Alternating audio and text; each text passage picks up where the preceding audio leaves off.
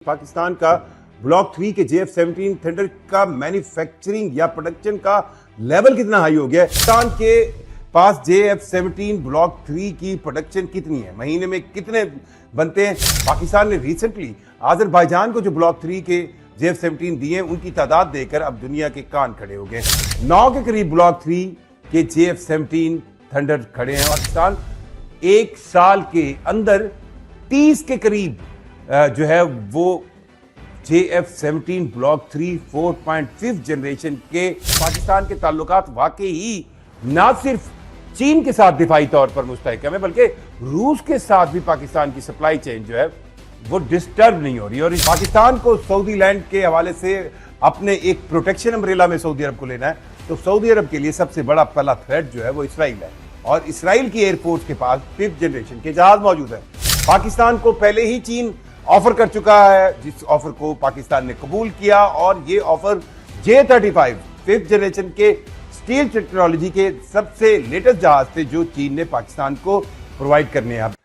कुछ ऐसी तस्वीर आई हैं जिसने पूरी दुनिया की एयर मैन्युफैक्चरिंग को हिला कर रख दिया है। पाकिस्तान के JF-17 ब्लॉक 3 की वो तस्वीर जो अजरबैजान के एक एयरपोर्ट की हैं, उसके बाद अब ये क्या सरैयां की जा रही हैं कि पाकिस्तान का ब्लॉक 3 के JF-17 थंडर का मैन्युफैक्चरिंग या प्रोडक्शन का लेवल कितना हाई हो गया है। ये एक अलार्मिंग होगा उन मुल्कों के लिए जो पाकिस्तान की इस फैसिलिटी को या इस सहूलत को एक बुरी नज़र से देखते हैं। पाकिस्तान के पास JF-17 ब्लॉक 3 की प्रोडक्शन कितनी है, महीने में कितने बनते हैं। अब ये इंटरनेशनली एक टॉपिक बन गया है जिसको डिस्कस किया जा रहा है, क्योंकि पाकिस्तान ने रिसेंटली अजरबैजान को जो ब्लॉक 3 के JF-17 दिए उनकी तादाद देकर अब दुनिया के कान खड़े हो गए। एक तरफ तो JF-17 ब्लॉक 3 के जो इतलात आई थी वो ये आई थी कि पाकिस्तान ने फौरी तौर पर 5 जो है वो ब्लॉक 3 के जहाज जो है जिनमें 2 डबल सीटर हैं और 3 सिंगल सीटर हैं, ये अजरबैजान को प्रोवाइड किए हैं। और बाकू में जो अभी रिसेंटली उनकी नेशनल विक्ट्री डे परेड हुई थी उसके अंदर भी ये JF-17 ब्लॉक 3 के जहाज नजर आए थे, लेकिन तादाद क्योंकि कॉन्फिडेंशियल होती है इसलिए इसको ज्यादा डिस्क्लोज नहीं किया जाता। लेकिन अब एक तस्वीर अजरबैजान के एक ऐसे एयरपोर्ट की है जिस पर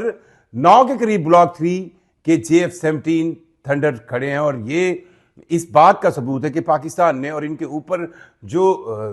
कलर है, जो इनकी टेल्स का कलर है, वो अजरबैजान की एयरफोर्स का है। सो इससे ये पता चलता है कि ये वो जहाज हैं जो पाकिस्तान एयरफोर्स या पाकिस्तान की तरफ से अजरबैजान को दे दिए गए।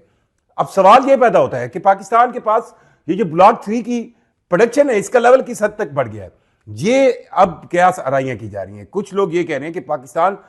एक साल के अंदर 30 के करीब जो है वो JF-17 ब्लॉक 3 4.5 जनरेशन के वो जहाज प्रोड्यूस कर रहा है या मैन्युफैक्चर कर रहा है जिसके बारे में दुनिया को इतना अंदाजा नहीं था। अगर 30 जहाज कर रहा है तो इसके साथ साथ ये भी कहा जा रहा है कि पाकिस्तान अपने और भी एक्सपोर्ट्स ऑर्डर को जो है वो मेंटेन कर रहा है। सो इसका यह मतलब हुआ कि पाकिस्तान एरोनॉटिकल कम्प्लेक्स के अंदर मौजूद इस फैसिलिटी को भरपूर अंदाज में चलाया जा रहा है। बात यहीं खत्म नहीं होती। इस JF-17 ब्लॉक 3 के अंदर 2 ममालिक बहुत इंपॉर्टेंट है पाकिस्तान के अलावा और उनका नाम है चीन और रूस। जी हां, चाइना एंड रशिया से आने वाले वो पार्ट्स, वो चीजें जो इस जहाज की, इस जेट की मैन्युफैक्चरिंग में, प्रोडक्शन में सबसे अहम है, उनकी सप्लाई चेन पर बात की जा रही है। वो ये कहा जा रहा है कि पाकिस्तान के ताल्लुकात वाकई ही ना सिर्फ चीन के साथ दिफाई तौर पर मुस्तहकम है बल्कि रूस के साथ भी पाकिस्तान की सप्लाई चेन जो है वो डिस्टर्ब नहीं हो रही। और इस JF-17 ब्लॉक 3 के इंजन से लेकर मुख्तलिफ पार्ट जो कि चीन और रशिया से आते हैं उनकी सप्लाई चेन बिल्कुल कांस्टेंट अंदाज में पाकिस्तान को मिल रही है और पाकिस्तान इस ब्लॉक 3 जहाज की प्रोडक्शन को बहुत ही आला अंदाज में कर रहा है। जहां कुछ थोड़ी सी और चीजें भी जो मैं रिपोर्ट पढ़ रहा था उसमें ये कहने की कोशिश की जा रही थी कि पाकिस्तान एक और काम पैरेलल कर रहा है। मतलब ये बात भी कही गई कि पाकिस्तान अल्टरनेट्स बहुत ज्यादा अपनी टेक्नोलॉजी में, अपनी एयरफोर्स में, अपनी जो रिक्वायरमेंट है उसमें मुतबादिल जरूर रखता है। यानी अगर प्लान ए नहीं हुआ तो प्लान बी नहीं हुआ तो प्लान सी। मतलब उसका यह है कि पाकिस्तान किसी तौर भी ये नहीं चाहता कि ना ही किसी तौर भी ये बर्दाश्त करता है कि वो अपने साथ मौजूद अपने से कई गुना बड़े दुश्मन के मुकाबले में कहीं पीछे रह जाए। अब जब पाकिस्तान का सऊदी अरब के साथ पैक्ट हुआ तो एक बात साफ जाहिर थी कि अगर पाकिस्तान और सऊदी अरब ने एक दूसरे का दिफा करना है, और जिसमें नॉर्मली पाकिस्तान को सऊदी लैंड के हवाले से अपने एक प्रोटेक्शन अम्ब्रेला में सऊदी अरब को लेना है, तो सऊदी अरब के लिए सबसे बड़ा पहला थ्रेट जो है वो इसराइल है। और इसराइल की एयरफोर्स के पास 5th जनरेशन के जहाज मौजूद है, और 5th जनरेशन के F-35 के मुकाबले के लिए पाकिस्तान के पास स्टील टेक्नोलॉजी का कोई जहाज मौजूद नहीं। पाकिस्तान को पहले ही चीन ऑफर कर चुका है, जिस ऑफर को पाकिस्तान ने कबूल किया, और ये ऑफर J-35 5th जनरेशन के स्टील टेक्नोलॉजी के सबसे लेटेस्ट जहाज थे जो चीन ने पाकिस्तान को प्रोवाइड करने हैं। अब इस बारे में इतलात यह है कि पाकिस्तान के पायलट और टेक्नीशियंस जो है वो भी तैयारी के लिए और ट्रेनिंग के लिए चाइना में मौजूद हैं, और ये किसी भी वक्त पाकिस्तान को मिल सकते हैं। यहां तक इतलात थी कि इस साल जो 14 अगस्त गुजरी थी उस तक की इतलात थी, लेकिन शायद बैनुल अक़वामी प्रेशर्स और वो ममालिक जो पाकिस्तान पर दबाव बनाएंगे उनके पेश नज़र इस खबर को इतना आम नहीं किया जा रहा। दूसरी तरफ जब ऑपरेशन सिंदूर की बात हो रही थी और सिंदूर के बाद ऑपरेशन सिंदूर 2.0 की बात हुई थी, तो उस वक्त पाकिस्तान के पास एक सोच जरूर आई थी, और पाकिस्तान ने चाइना से जो मिलने वाले J-10C हैं उनकी फर्दर मांग की थी, क्योंकि ये J-10C 4.5 जनरेशन के वो जहाज हैं जिनसे PL-15 मिसाइल, वो मिसाइल जिनसे राफेल गिराए गए। अब राफेल भी 4.5 जनरेशन का जहाज है, लेकिन इसके मुकाबले के लिए J-10C रखे गए थे। अब ये भी इतलात है कि J-10C जो पाकिस्तान के पास एक अंदाजे के मुताबिक 20 मौजूद है,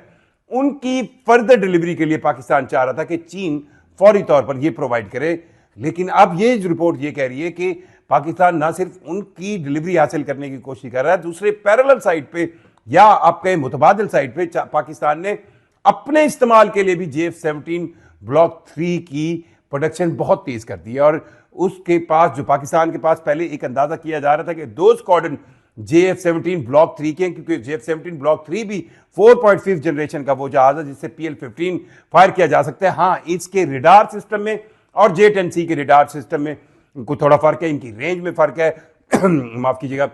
जिस तरह कहा जाता है कि J-10C जो है वो 230 किलोमीटर तक उसका रिडार जो है वो काम कर सकता है बियॉन्ड विजुअल रेंज की साइंस में, और जो JF-17 है इसका 170 किलोमीटर तक का रिडार है। ये फर्क जरूर मौजूद है, लेकिन JF-17 ब्लॉक 3 जो है वो भी 4.5 जनरेशन का वो जहाज है जिसको आप कंपैरिजन कर सकते हैं कि वो राफेल का मुकाबला करे। सो पाकिस्तान ने इसकी प्रोडक्शन जो है अपने लिए भी बढ़ा दी है, और ये इतलात आ रही है कि पाकिस्तान मजीद 2 स्क्वाड्रन इसमें अपने JF-17 ब्लॉक 3 के एंटर कर रहा है, और पाकिस्तान किसी तौर भी गैप नहीं बनने दे रहा, और पाकिस्तान के पास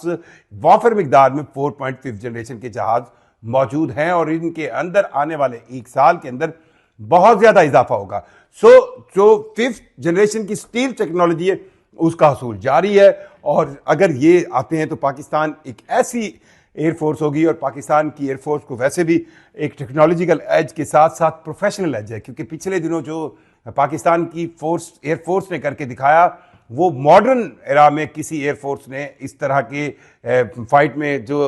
पाकिस्तान और इंडिया के दरमियान मई की महीने में हुई, उसमें जिस तरह पाकिस्तान एयरफोर्स ने एक मल्टीपल डोमेन के साथ किल चेन की साइंस पेश की, उसको पूरी दुनिया की प्रोफेशनल एयरफोर्सेस जो है वो ना सिर्फ एडमायर कर रही हैं, बल्कि वो ये सोच रही हैं कि पाकिस्तान एयरफोर्स नए अंदाज में सोच रही है, और साथ साथ इसके अंदर साइबर और जो आप कहें ना इलेक्ट्रॉनिक वारफेयर के साथ साथ जो साइबर इनकी कैपेबिलिटीज़ हैं उसको जिस तरह पाकिस्तान की एयरफोर्स यूज़ कर रही है, और इसी सेंस में पाकिस्तान एयरफोर्स सरप्राइज कर रही है। सो ये अब कहा जा रहा है कि पाकिस्तान 4.5 जनरेशन के JF-17 की ब्लॉक 3 की प्रोडक्शन करने वाले उन ममालिक में शामिल है जो बहुत तेज़ी से इसकी प्रोडक्शन कर रहे हैं, और अगर पाकिस्तान का एरोनॉटिकल कम्प्लेक्स दीगर एक्सपोर्ट ऑर्डर्स के साथ 30 4.5 जनरेशन के जहाज़ बना रहा है, तो ये एक बड़ी खबर है। पाकिस्तान की एरोनॉटिकल कम्प्लेक्स की मैन्युफैक्चरिंग में एक बड़ी खबर है। आपकी राय का इंतजार रहेगा। सुल्तान शेख को इजाज़त दीजिए। अल्लाह हाफिज़।